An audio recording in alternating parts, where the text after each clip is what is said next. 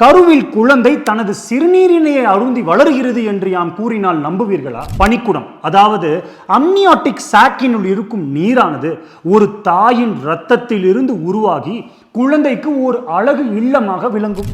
இந்த நீரினில் தனது கை கால்களை நன்றாக அசைத்து ஆடியும் ஓடியும் அந்த குழந்தை வளரும்.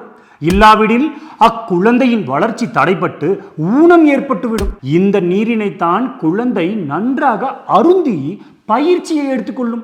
அப்பயிற்சி தான் பிறந்த பின்பு தாய்ப்பாலினை அருந்துவதிலும் விழுங்குவதிலும் பெரும் உதவியாய் இருக்கும்.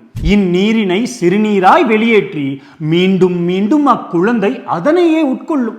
இவ்வாறு தனது சிறுநீரகங்கள், வயிறு மற்றும் குடல்களினையும் தயார்படுத்தும். சுமார் 20வது வாரத்தில் இந்நீரினில் அதிக அளவில் சிறுநீரே நிறைந்திருக்கும். ஆனால் இந்த சிறுநீரானது ஸ்டிரைல் ஃப்ளூயிட், அதாவது எந்த அசுத்த கிருமிகளும் இல்லாத ஒரு திரவம்.